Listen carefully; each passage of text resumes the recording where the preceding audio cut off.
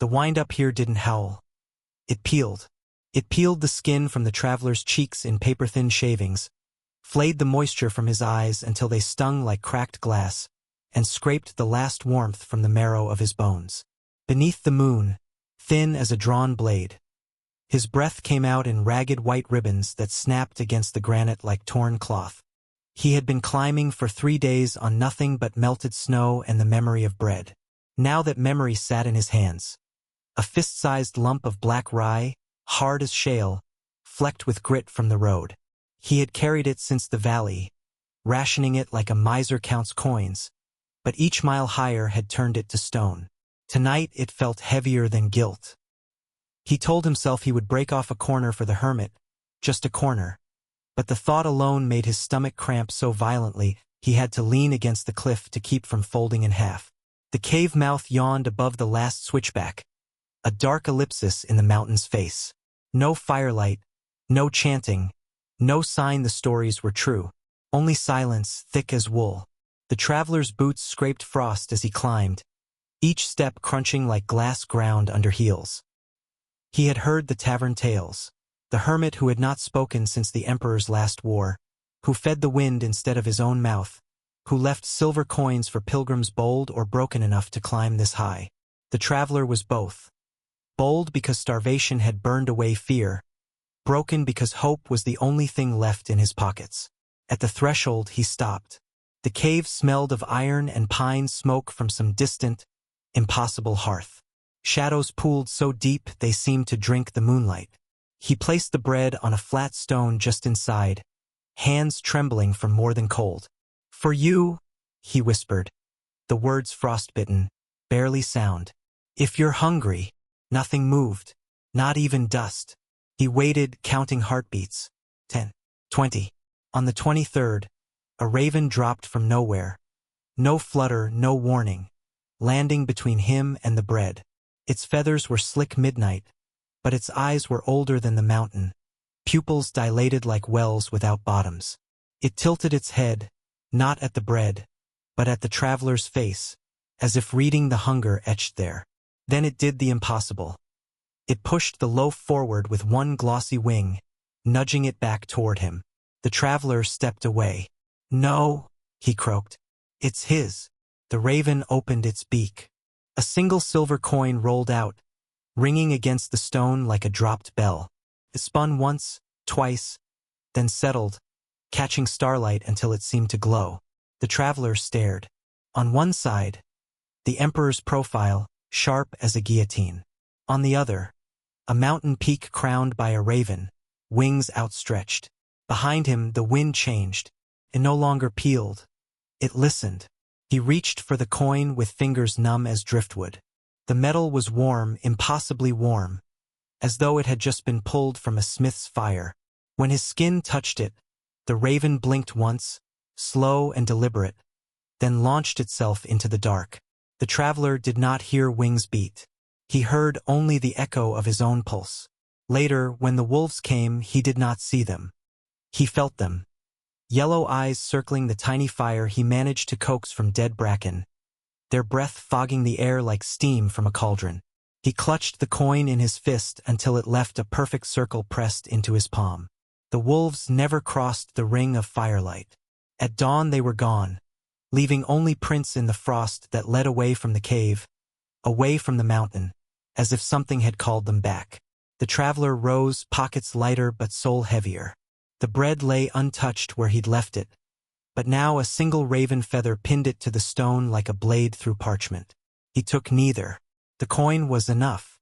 As he turned to descend, the wind spoke. Not in words, but in the hush between heartbeats.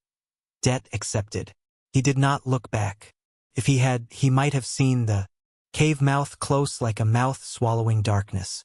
But he was already walking, the silver coin warm against his ribs, tasting iron and smoke in the air that hadn't been there before. Below, the valley waited, and with it, chains he didn't yet know were forged for his wrists. But that was tomorrow. Tonight, the mountain kept its silence, and the hermit, wherever he was, had already begun to speak.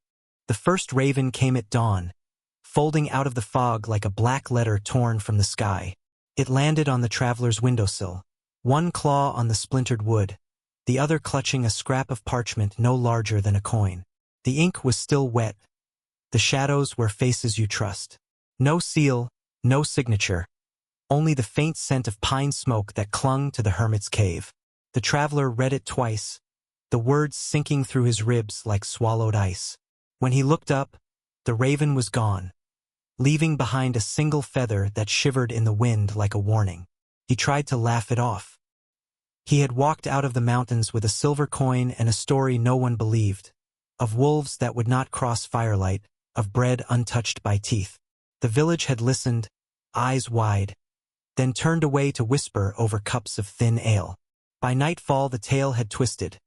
The traveler had bargained with witches, traded blood for luck, come down bearing a cursed coin. He heard it all, said nothing, and kept the coin in his pocket where it grew colder by the hour. The second raven arrived a week later, this time in the marketplace. It dropped the note directly into the baker's flour barrel. The baker, flour-dusted and furious, unfurled the scrap and read aloud. "The man who carries the mountain's coin will bring the emperor's wrath upon us all." Heads turned. Eyes narrowed. The traveler felt every gaze settle on him like nettles under skin. He opened his mouth to deny it, but the words dried up. The coin in his pocket flared suddenly hot, a burning coal against his thigh, then cooled again as if satisfied. By the third raven, the village had decided. They came for him at twilight, torches hissing in the drizzle. Shadows stretched long and ragged across the mud. The blacksmith led the way, apron still stained with soot, hammer dangling from his belt like a judge's gavel. Behind him, the baker, the miller, the widow who once pressed a loaf into the traveler's starving hands. Their faces were stone, but their eyes flickered with something worse than anger, fear made righteous. The traveler backed against the well, palms raised. "I've done nothing. You've brought it here," the blacksmith said. "That coin, that cursed thing." He reached into his pocket. The silver circle gleamed between his fingers, emperor's profile catching torchlight like a blade. The crowd recoiled as one. A child began to cry. The widow crossed herself, backing away as if the traveler had sprouted horns. They bound his wrists with rope meant for sheep, rough, biting, smelling of lanolin and sweat. Someone tore the coin from his grasp, held it aloft like a trophy. It gleamed innocent and damning. The baker spat, "Proof, the hermit's mark." The traveler wanted to laugh again, but the sound came out cracked. He remembered the hermit's cave, the silence thicker than fur. He remembered the bread he'd left behind, the raven pushing it back. He remembered the warmth of the coin when the wolves circled. None of it felt like proof, felt like prophecy. They marched him through the village square, past shuttered windows and bolted doors. The blacksmith's torch sputtered, throwing their shadows up against the tavern wall, giants writhing in firelight. A dog barked once, then slunk away. The traveler's boots dragged through puddles reflecting the sky, bruised purple and orange. Somewhere behind him, a woman whispered, "They say the emperor's spies were no colors." At the crossroads they met the soldiers. Imperial reds, crisp as fresh blood against the drizzle. The captain's cloak bore the raven stitched in gold. The same bird on the coin, wings outstretched to clutch a mountain. He dismounted slowly, boots squelching in mud, and took the coin from the baker's trembling hand, held it to the torchlight, nodded. "Mountain witch's token," he said. "Carrying this is treason." The traveler's voice cracked. "It was a gift." The captain smiled, thin as a knife. "From whom?" Behind them, the village held its breath. The traveler looked at their faces, neighbors who had shared bread, now strangers behind masks of righteous terror. He saw the widow clutching her rosary, the baker wiping flour from his hands as if it were guilt, the blacksmith tightening the rope with the same hands that had once mended the traveler's broken cartwheel. He understood then. The hermit had not sent warnings. He had sent invitations to fear, to suspicion, to the ancient hunger for a scapegoat. The ravens had not carried messages. They had carried mirrors. The captain gestured. 2 soldiers seized the traveler's arms. The coin disappeared into the captain's gloved palm. As they dragged him away, the traveler caught a final glimpse of the village. Torches winking out one by one, windows shuddering against the night, the blacksmith already turning back to his forge as if the day's work were done. Above them, unseen, a raven circled once, twice, then vanished into the dark. In its beak glinted another scrap of parchment, ink still wet. The shadows were faces you trust. The traveler laughed then, a sound like breaking ice. The coin was gone, but the message remained. And somewhere in the mountains, the hermit stirred, listening to the wind carry the echo of chains. The dungeon swallowed sound the way a well swallows stones. Drop a scream and you might wait forever to hear it break. They chained the traveler to a wall older than the empire itself. Iron rings, black with rust, had been driven into basalt that still wept a red mineral sweat. The air tasted of copper and piss. Somewhere above, water found a crack and fell with the relentless patience of a drum keeping time for the dying. Drip, drip, drip. Each bead exploded on the traveler's scalp like a tiny hammer, counting down to nothing. He had been here 3 nights, long enough for the bruises to bloom into galaxies, short enough for hunger to stay sharp. Every few hours a torch flared at the corridor's mouth, painting the cells in bruised orange. The light never reached the traveler's feet. It stopped just short, as if the dark were a guard that refused to clock off. Across the aisle hunched a man they called the archivist. Once he had catalogued the emperor's victories. Now he catalogued the rate at which fingernails peel. His beard had gone the color of old parchment. His eyes the color of ink that has bled through paper. When the traveler first arrived, the archivist had whispered, "They keep us alive for the coin. The emperor collects stories the way boys collect beetles. Pin them, watch them thrash." The traveler's coin, the silver disc with the raven and the peak, had been taken from him when they stripped his clothes. Yet he felt it still. A phantom weight in an empty pocket, sometimes scalding, sometimes glacial. At night it burned, as if to remind him it was still alive.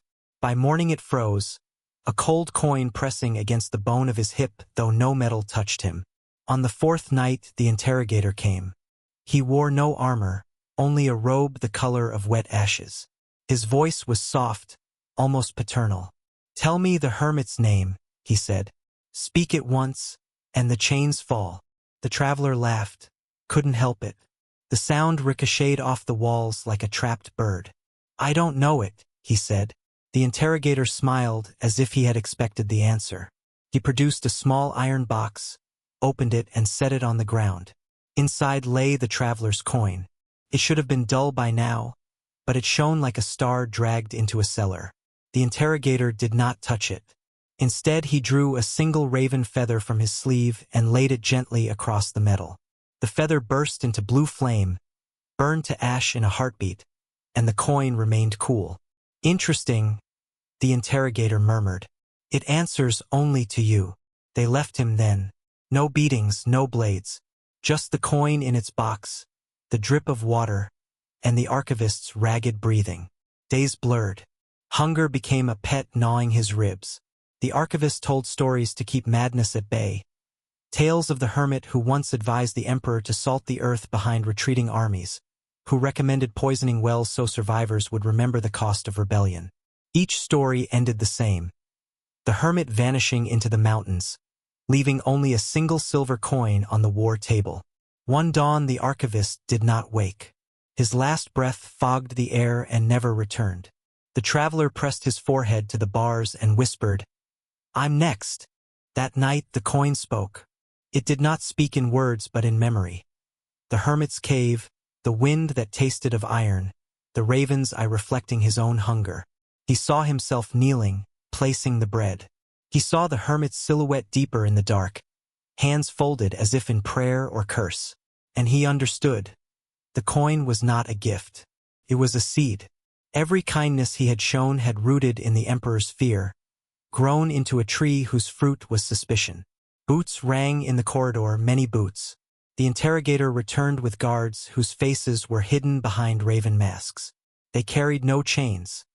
They carried a scroll sealed with crimson wax. The interrogator broke the seal. By imperial decree, he read, the bearer of the mountain's coin is to be executed at sunrise for treasonous sorcery. Unless... He looked up, eyes gleaming. He names the Hermit. The traveler closed his eyes. He felt the coin's phantom heat spread through his chest. A heartbeat not his own. Somewhere far above, he thought he heard wings. He opened his mouth. At the exact moment his tongue touched the roof of his mouth, a single drop of water fell from the ceiling. It struck the coin in the box with a sound like a bell struck underwater. The flame-blue echo rippled outward, and every torch in the corridor guttered to darkness. In the sudden black, a voice, soft, genderless, ancient, spoke inside his skull. Truth is the second gift. Speak it, and the cage becomes a door. The traveler's lips shaped the word before he knew what it was. Mercy. Not the Hermit's name. Not betrayal. Just that single word. When the torches flared back to life, the coin was gone. So was the box. The interrogator stared at his empty hand as if it had betrayed him. Somewhere above, a raven screamed. The traveler smiled. Small, cracked, defiant. The chains did not fall. But the dark felt different now. Less like an ending, more like an ellipsis. Drip, drip, drip. And beneath it, the faint chime of silver against stone, moving closer. The palace rose from the cliff like a bone-white predator crouched above the valley. Its towers fanged with banners, its windows watching. They marched the traveler through 7 gates, each one narrower than the last, until the sky itself felt like a slit between teeth. Iron shackles bit his wrists, but it was the silence that bruised worse. Courtiers glided past in silk the color of bruised plums, their eyes touching him as lightly as a thief testing a lock. At the Hall of Echoes, so vast even whispers came back sharpened. Torchlight pooled in golden lakes on polished marble. The floor reflected faces upside down. The traveler saw himself inverted, mouth a grim slash, eyes 2 dying coals. At the far end, the throne waited. Not gilded, not jeweled, but carved from a single slab of obsidian so black it drank the flames whole. Upon it sat the emperor. He was younger than stories claimed, no more than 30 winters, but age lived in the set of his shoulders, in the way his fingers drummed a soundless rhythm against the armrest. A circlet of raven-black iron circled his brow. When he lifted his gaze, the traveler felt the weight of every battlefield, every census, every burned village settle on his tongue. Between them, on a velvet cushion, lay the silver coin. It should have looked small. Instead it gleamed like a fallen star, raven and mountain etched so finely they seemed to move. The emperor did not touch it. He simply watched it the way a falcon watches a field mouse. The captain of the guard knelt. Your Majesty, the prisoner bears the hermit's mark. Confession or death. The traveler's knees trembled, but he kept his spine straight. He had rehearsed speeches in the dungeon, words of innocence, of ignorance, but they crumbled like wet parchment the moment the emperor's eyes found his. A murmur rippled through the hall. Silk rustling, bracelets chiming. Somewhere a child stifled a gasp. The traveler realized half the court wore raven feathers tucked into their collars. Subtle, almost decorative. Tokens of allegiance or fear. The emperor spoke at last. His voice was soft, almost intimate, yet it filled the hall the way thunder fills a valley. You fed the mountain, he said, and the mountain fed you a coin. Tell me, traveler, what did it buy? The traveler swallowed iron. A night without wolves. A pause. The emperor's lips curved. Not a smile, but the memory of one. And now the wolves wear my colors. He rose. The movement sent torchlight sliding across the obsidian throne like oil across water. Slowly, deliberately, he descended the 3 steps. Each footfall echoed twice. Once from the marble, once from the vaulted ceiling high above. Courtiers parted like curtains. The traveler smelled sandalwood and something sharper. Ozone, as if lightning had recently walked here. The emperor stopped an arm's length away, close enough for the traveler to see the faint scar at the corner of his mouth. close enough to smell the ink on his robes. The silver coin lay between them on its cushion, reflecting both their faces. One calm as winter glass, the other cracked with desperation. "Do you know what the coin truly is?" the emperor asked. The traveler shook his head. "It is a question," the emperor said. "Every bearer must answer it. Some answer with gold, some with blood. One answered with an empire." He lifted a hand. 2 guards stepped forward, unsheathing blades that caught the torchlight like shards of frozen sunrise. The traveler's breath stopped. Somewhere behind the throne, a single raven feather drifted to the floor. And then footsteps, soft, measured, unhurried. The crowd parted again, this time in a wave of bowed heads and widened eyes. The hermit entered, not ragged, not wild, but cloaked in midnight silk that moved like water. His hair was snow-white, his eyes the same impossible black as the throne. He carried no staff, no scroll, only the weight of centuries. He did not kneel. The emperor inclined his head, barely. "Teacher," the hermit's gaze passed over the traveler like wind over grass. When he spoke, his voice carried the hush of snowfall. "The coin was mine to give. The answer is mine to judge." Silence pressed against the walls thick as velvet. The emperor stepped aside. Not surrender, deferral. The hermit lifted the coin between thumb and forefinger. For a heartbeat the silver turned molten, as if remembering the forge. Then it cooled. He looked at the traveler. "You asked for mercy," he said. "Mercy is not freedom. It is a narrower cage." The traveler's throat worked, but no sound emerged. The hermit turned to the emperor. "Spare him, but let him serve. Let him walk the empire bearing the coin, telling every village what mercy costs." The emperor's eyes narrowed, calculating. Then he nodded once. The guards stepped back. Blades slid into scabbards like sighs.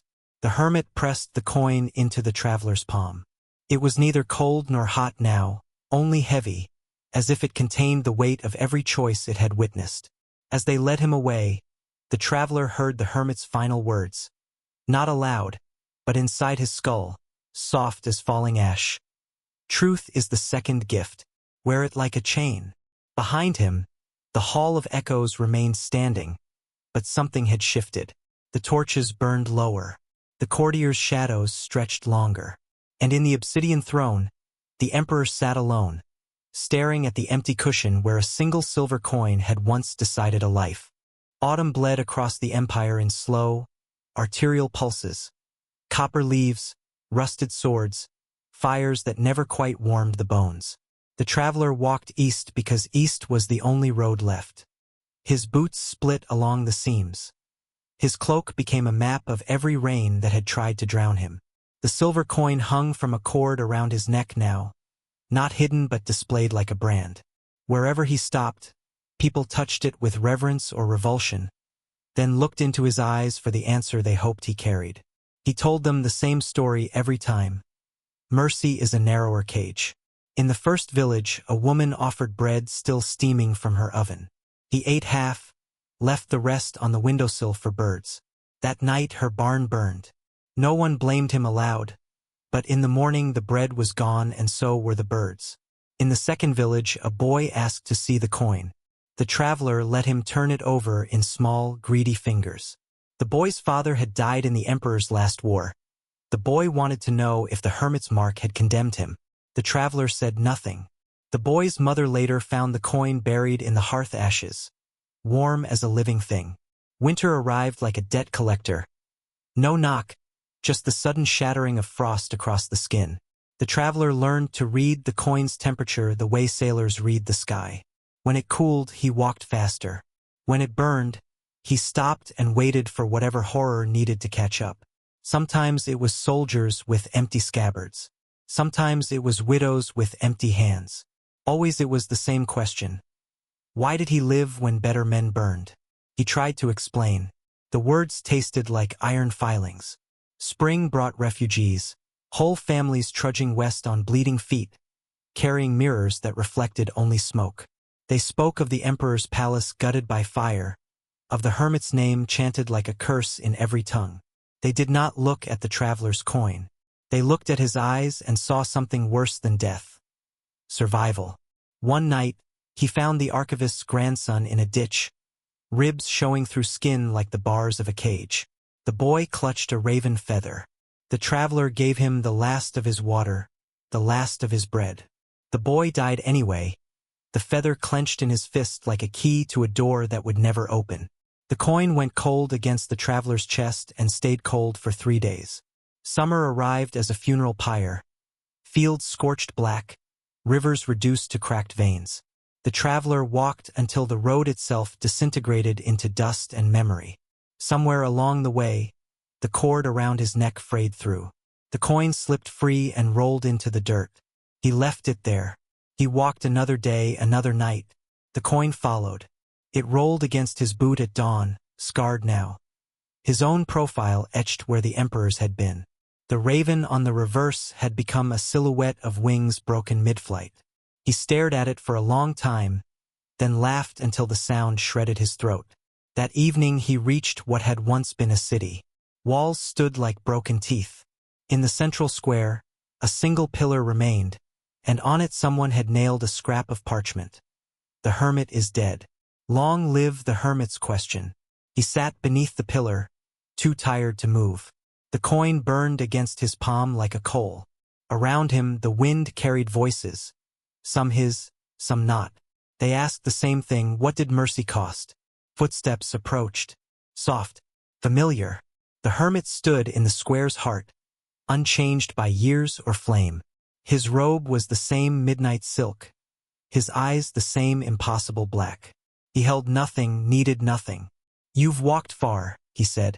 I've walked nowhere, the traveler replied. The cage moved with me. The hermit's smile was winter-thin. And now, the traveler looked at the coin. His own face stared back, older, hollowed, but undeniably his. He turned it over. The broken wings had healed. He pressed the coin into the hermit's palm.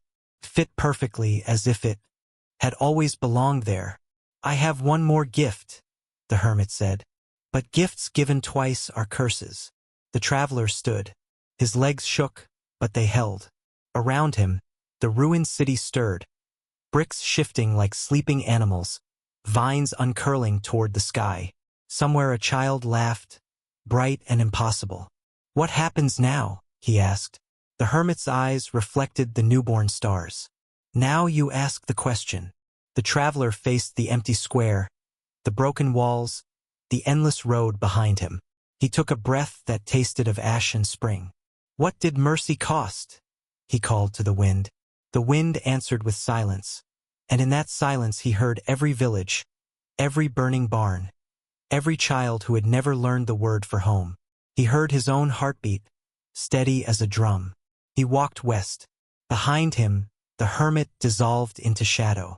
The coin spun once on the pillar's base, then settled, warm as a heartbeat. Above, a raven circled, wings whole, eyes ancient. It did not follow.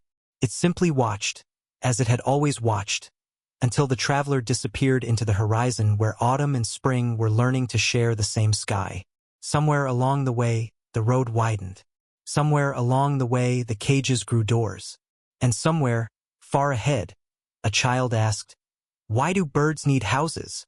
The traveler answered, "So they can learn to come back." The wind carried the words forward, and the world, scarred, stubborn, still breathing, began to rebuild itself one question at a time.